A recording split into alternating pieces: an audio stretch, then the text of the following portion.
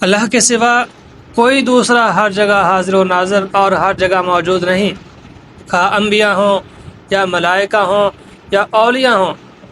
حضور صلی اللہ علیہ وسلم جو سب کائنات کے سردار ہیں وہ بھی حاضر و ناظر نہیں ہیں۔ اب میرے کچھ دوستوں کو غصہ آئے گا اور وہ کہیں گے دلیل دو، بلکہ دلیل بھی نہیں مانگیں گے کیونکہ انہوں نے ماننا ہی نہیں ہے۔ تو میں دلیل دیتا ہوں۔ پہلی دلیل یہ ہے کہ سورہ آل عمران میں ہے وَمَا كُنْتَ لَدَيْهِمْ إِذْ يُلْقُونَ أَقْلَامَهُمْ أَيُّهُمْ يَكْفُلُ مَرْيَمَ وَمَا كُنْتَ لَدَيْهِمْ إِذْ يَخْتَصِمُونَ کہ اے پیغمبر، جب حضرت مریم کی کفالت کے لیے وہ رسا جھگڑ رہے تھے اور وہ قرہ کے لیے اپنی کلمیں ڈال رہے تھے، آپ ان کے پاس موجود نہ تھے، بلکہ یہ خبر آپ کو اللہ نے دی ہے۔ وَمَا كُنْتَ لَدَيْهِمْ دلیل ہے کہ حضور حاضر و ناظر نہیں ہے۔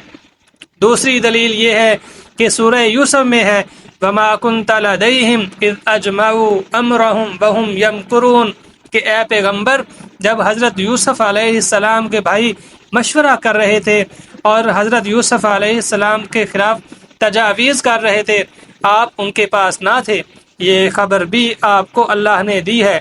اس جگہ بھی وَمَا كُنْتَ لَدَيْهِمْ دلیل ہے کہ حضور حاضر و ناظر نہیں ہے۔ سیدہ عائشہ رضی اللہ تعالی عنہ کا واقعہ ہے، صحاح ستہ کی کتابوں میں ہے، غزوہ بنی مستلق میں سفر کے موقع پر حضرت عائشہ رضی اللہ عنہ کا ہار گم ہو گیا۔ قافلہ اس کی تلاش میں تھا اور اس جگہ پانی بھی نہ تھا، تو اس سے سینکڑوں صحابہ رضی اللہ تعالی عنہم کو تکلیف ہوئی۔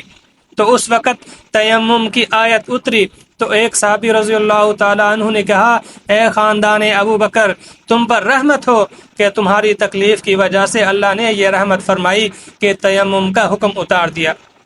اب جب قافلہ کوچ کرنے لگا تو جس اونٹ پر حضرت عائشہ رضی اللہ عنہا تھیں، اس کو جب اٹھایا تو اس کے نیچے ہار تھا۔ اگر حضور صلی اللہ علیہ وسلم حاضر و ناظر اور عالم الغیب ہوتے تو فرما دیتے کہ ہار فلاں جگہ پڑا ہے، اٹھا لو، یہ اتنی تکلیفیں اتنی مشقتیں برداشت نہ کرنا پڑتی۔